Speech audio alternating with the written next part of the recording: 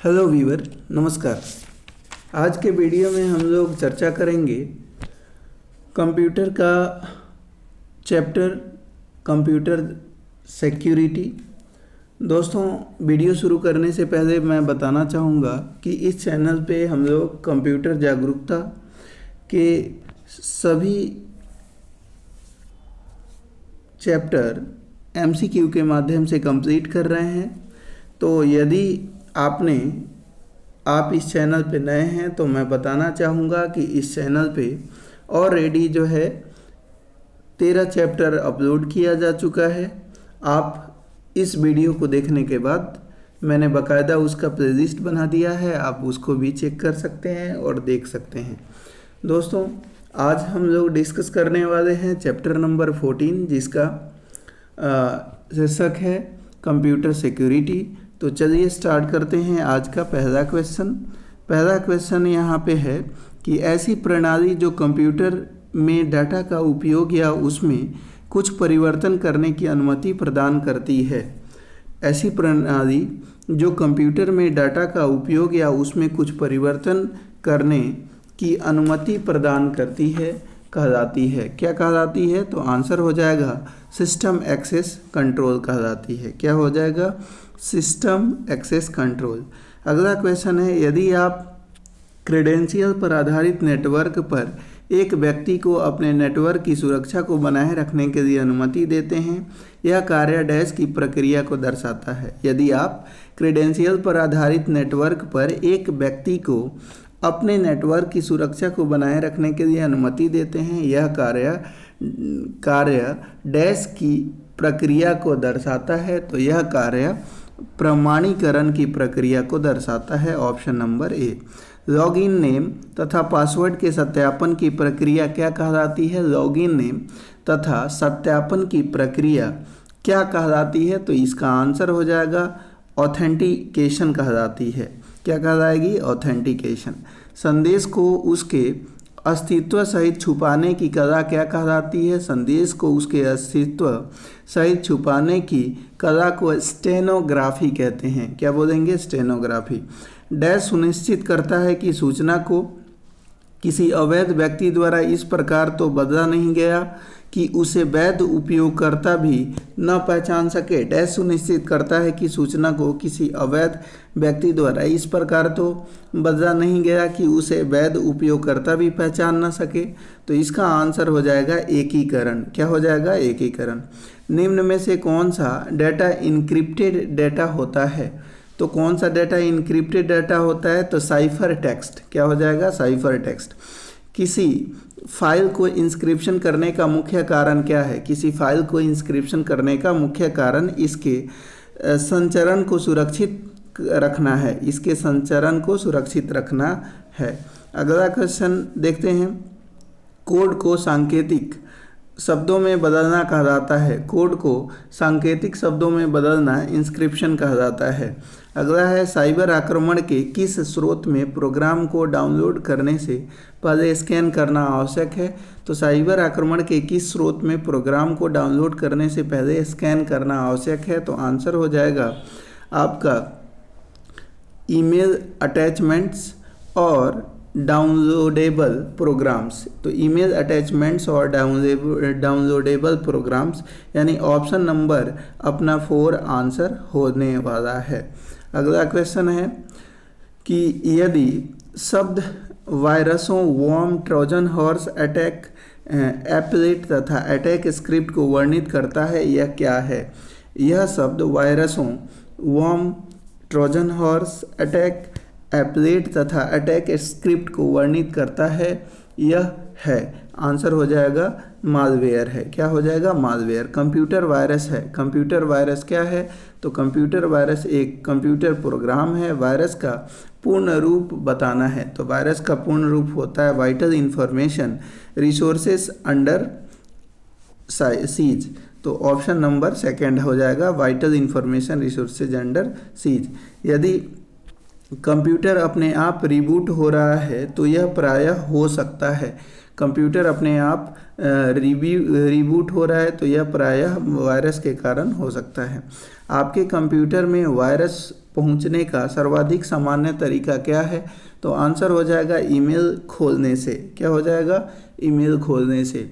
अगला है, निम्न में से कौन सा इंटरनेट तथा ईमेल से संबंधित है? तो इंटरनेट तथा ईमेल से संबंधित इनमें कौन सा है? तो वायरस संबंधित है। वायरस सिग्नेचर का प्रयोग क्यों किया जाता है? तो वायरस सिग्नेचर का प्रयोग वायरस पहचानने के लिए किया जाता है। एक वायरस जो अनाधिकृत ईमेल उपयोगकर्ता की बड़ी जनसंख्या के अंतर्गत स्वतंत्र रूप से माइग्रेट करता है उसे कहा जाता है। तो आंसर हो जाएगा, उसे मैक्रो वायरस कहते हैं। एंटीवायरस सॉफ्टवेयर द्वारा पता लगाए जाने से बचने के लिए निम्नलिखित में से कौन सा जब भी स्थापित किया जाता है परिवर्तित होता है? आंसर हो जाएगा दोस्तों पॉलीमार्फिक वायरस। पहला कंप्यूटर वायरस कौन सा है? तो पहला कंप्यूटर वायरस जो है क्रीपर है। अर्पानेट ने किस वायरस का पता लगाया था? तो अर्पानेट ने क्रीपर वायरस का पता लगाया था। यह एक स्वतः नकलीय प्रोग्राम है जो कंप्यूटर को संक्रमित करता है। वह अन्य डॉक्यूमेंट्स या एग्जीक्यूटेबल कोड में अपनी कॉपियों को डालकर फैलाता है। तो इसका आंसर हो जाएगा वॉर्म। क्या हो जाएगा? वॉर्म। अगला है, मोरिस निम्न में से किसका उदाहरण है? तो मोरिस किसका उदाहरण है? तो वॉर्म का उदाहरण है। निम्न में से कौन सा सॉफ्टवेयर सेल्फ रेप्लिकेटिंग सॉफ्टवेयर है जो फाइल्स और सिस्टम को क्षति पहुंचाता है? तो इसका आंसर हो जाएगा बैकडोर्स। अगला है, एक कंप्यूटर वायरस सामान्यतः स्वयं को अन्य कंप्यूटर प्रोग्राम से जोड़ देता है। तो आंसर हो जाएगा ट्रोजन हॉर्स। अगला क्वेश्चन है, वायरस ट्रोजन हॉर्स तथा वॉर्म। वायरस ट्रोजन हॉर्स तथा वॉर्म कंप्यूटर सिस्टम को नुकसान पहुंचाने में सक्षम है।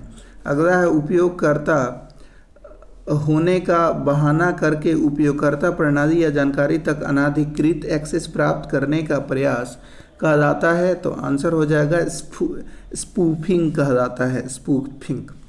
अगला है, डेनियल ऑफ सर्विसेज अटैक का परिणाम भी हो सकता है। डेनियल ऑफ सर्विस अटैक का परिणाम भी हो सकता है, तो हैकिंग। अगला है, एक व्यक्ति जो अपने ज्ञान का प्रयोग दूसरे व्यक्ति के कंप्यूटर से अवैध तरीके से जानकारी को प्राप्त करने या उसे नष्ट करने के लिए करता है, क्या कहा जाता है? आंसर हो जाएगा हैकर कहा जाता है। जब हैकर अपने फ़ोन या ईमेल पर संपर्क करके आपका पासवर्ड अधिग्रहित करने की कोशिश करता है तो इस प्रक्रिया को क्या कहते हैं? आंसर हो जाएगा फिशिंग कहते हैं। ईमेल को भेजने या वेब पेजेज को बनाने का तरीका जिसका निर्माण किसी व्यक्ति के ऑनलाइन बैंक, क्रेडिट कार्ड या अन्य लॉग इन जानकारी एकत्र करने के लिए किया जाता है, फिशिंग कहा जाता है। अगला है, निम्नलिखित में से एक आपराधिक गतिविधि है जिसमें संवेदनशील जानकारियां जैसे पासवर्ड, क्रेडिट कार्ड तथा डेबिट कार्ड इत्यादि छद्मवेश के द्वारा एक विश्वसनीय व्यक्ति या व्यापारी बनकर इलेक्ट्रॉनिक कम्युनिकेशन पर अधिग्रहण करने की कोशिश की जाती है, कहलाती है। तो आंसर हो जाएगा दोस्तों, ये हो जाएगा फिशिंग कहलाती है। क्या कहलाती है? फिशिंग। अगला है, अपनी पहचान को गलत बताकर आपसे गोपनीय जानकारियों को प्राप्त करने के प्रयास को क्या कहते हैं? तो आंसर हो जाएगा फिशिंग ट्रिक कहते हैं।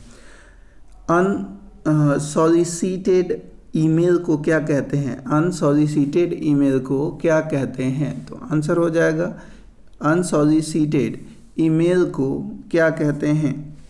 तो आंसर हो जाएगा स्पैम कहते हैं। ग्रीनिट मैसेजिंग सिस्टम से अनैच्छिक मैसेज भेजने को क्या कहते हैं?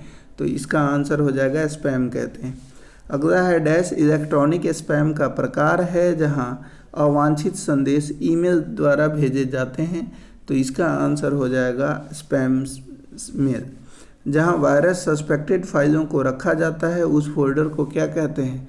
तो उस फोल्डर को स्पैम मेल और जंक मेल दोनों कहते हैं, यानी एक और दो दोनों।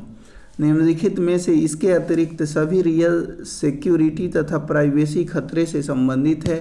तो आंसर हो जाएगा आपका चोरी, की पहचान करना।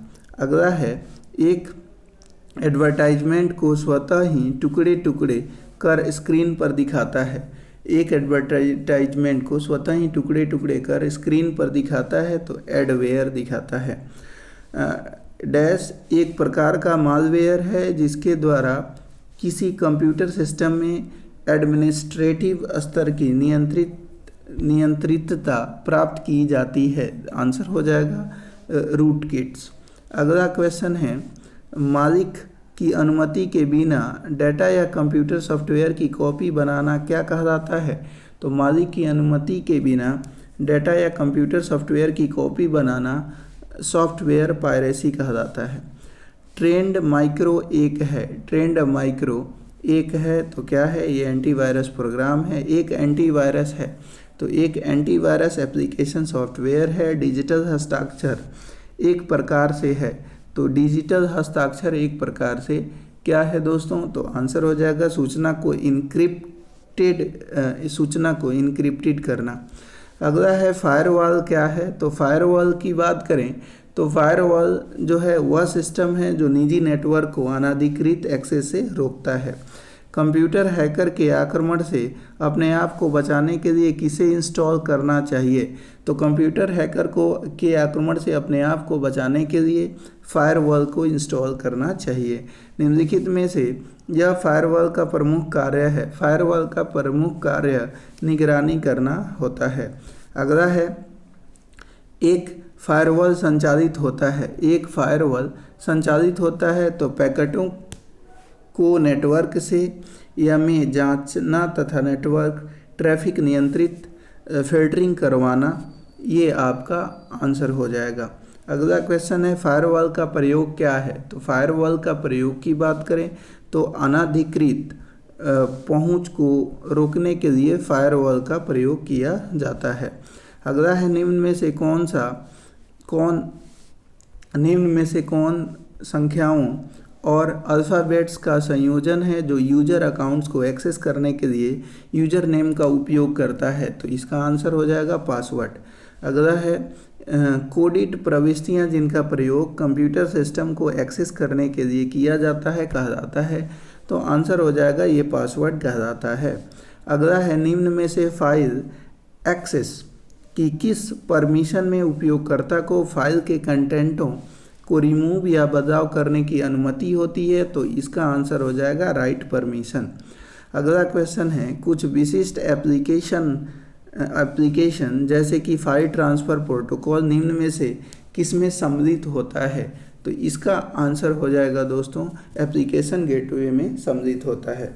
तो दोस्तों हमने 52 क्वेश्चन थे जिसको हमने पूरा कंप्लीट कर दिया है। उम्मीद है वीडियो पसंद आई होगी। वीडियो पसंद आया हो तो प्लीज़ वीडियो को लाइक कर दीजिए और चैनल पे नए हैं तो चैनल को सब्सक्राइब ज़रूर करें।